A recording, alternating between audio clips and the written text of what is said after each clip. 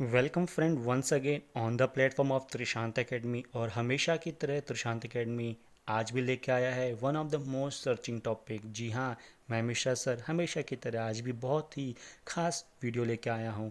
जी हाँ, आज की क्लास का टाइटल है नेशनल सिंबल ऑफ इंडिया। जैसे कि मैंने देखा है कि मैक्सिमम एग्ज़ाम्स में इस टॉपिक से एक या दो क्वेश्चन हमेशा आते हैं, चाहे वो एग्ज़ाम मान लीजिए आप आरआरबी का एनटीपीसी हो या ग्रुप डी हो या टेक्नीशियन हो या एसएससी के एग्ज़ाम्स हो गए सीजीएल वाले।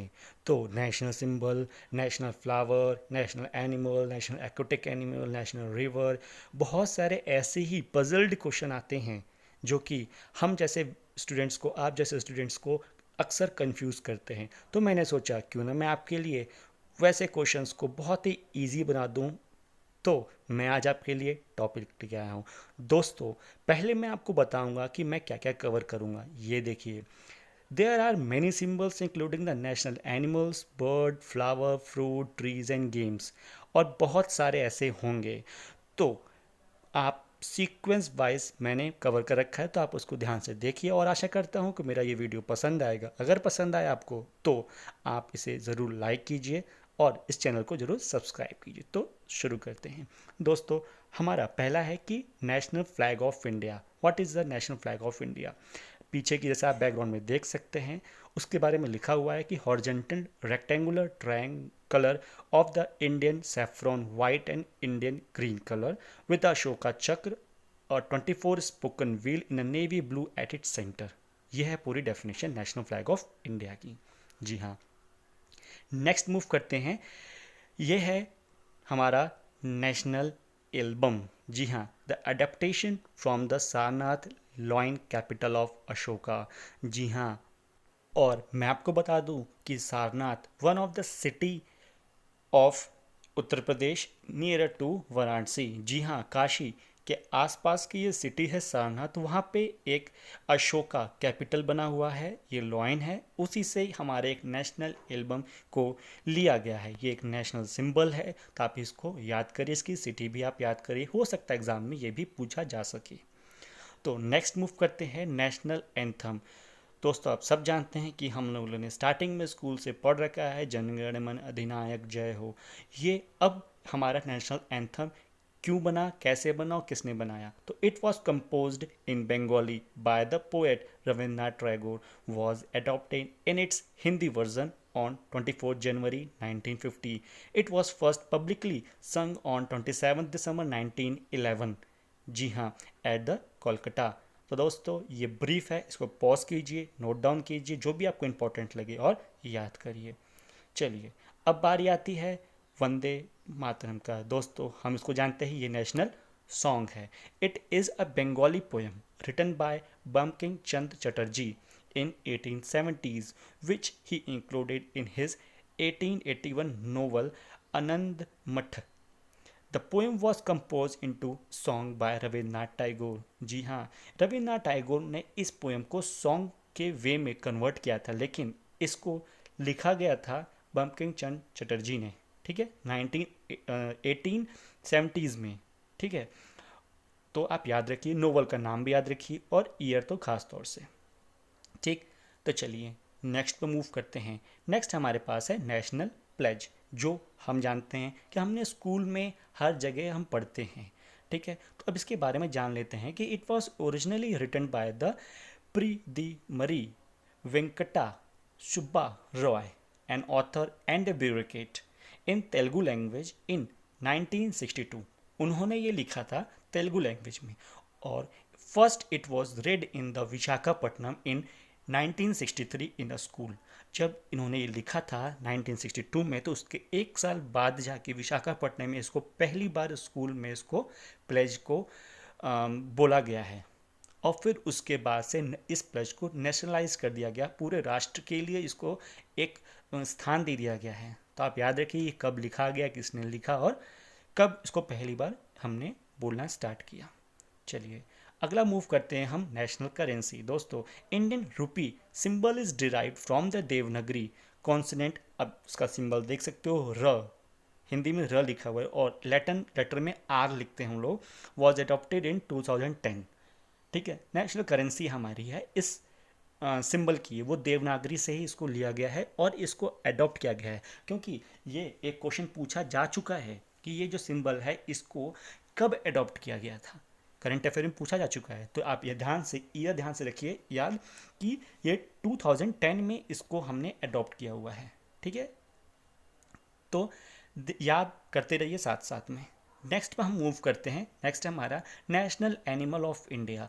दोस्तों 1973 की बात है, अप्रैल की बात है, हमने अपने बंगाली टाइगर को हमने अडॉप्ट किया था नेशनल एनिमल ऑफ इंडिया का। लार्जेस्ट कार्निवोरस है, founded only in the Indian सब कॉन्टिनेंट। ये इंडियन सब कॉन्टिनेंट में एक लार्जेस्ट कार्निवोरस एनिमल है। ये इसकी भूमिका जानते हुए हमने इसको अपना नेशनल एनिमल ऑफ इंडिया घोषित किया था।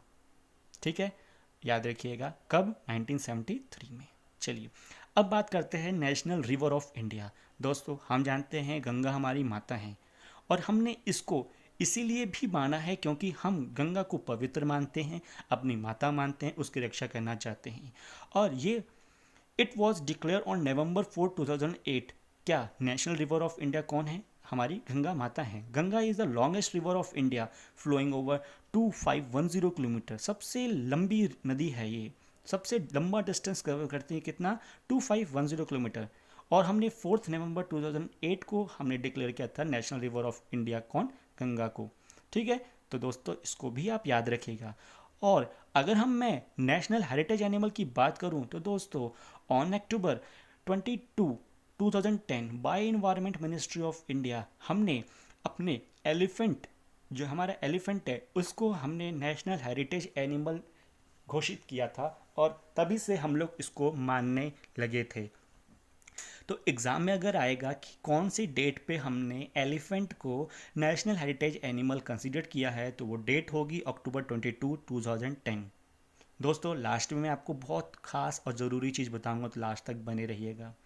ठीक है, अब बात आती है national aquatic animal of India, declare on 5 October. याद रखिए Guwahati is the first Indian city to have an animal mascot as Gangetic river dolphin. ठीक है, गंगेटिक रिवर डॉल्फिन को हमने national aquatic animal of India declare किया था कब, 5 अक्टूबर को। ठीक है, इसको आप याद रखिएगा, कहाँ पे, गुवाहाटी पे।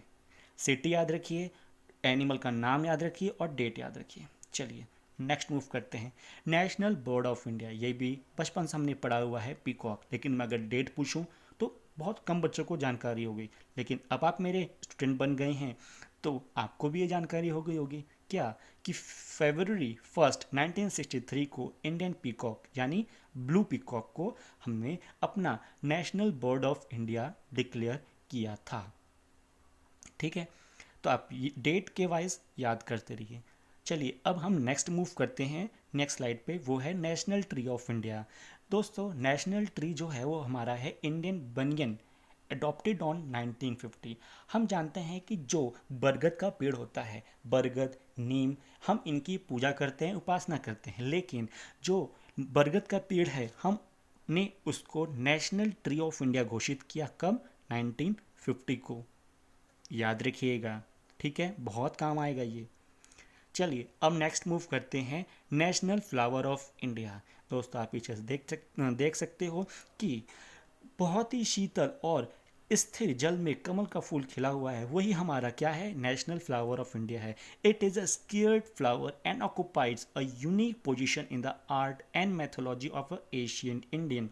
ठीक है, ये एक बहुत ही रेयर, बहुत ही स्केयर्ड फ्लावर है और इसी की क्वालिटी को देखते हुए हमने इसको क्या किया है, अपना national flower of India declare किया है। आप इसको ध्यान से याद कर लीजिए। अब बात आती है नेशनल फ्रूट ऑफ इंडिया। दोस्तों मौसम गर्मी का हो तो आम बहुत ही मनपसंदीदा बन जाता है, तो मैं बता दूं कि नेशनल फ्रूट ऑफ इंडिया हमारा आम है, देसी आम। जी हाँ, ग्रेट मुगल एम्परर जो अकबर थे had planted about 100,000 mango trees in लखी बाग इन दरभंगा, बिहार में एक डिस्ट्रिक्ट है वहाँ पे, तभी से ये नेशनल फ्रूट बन गया था हमारा।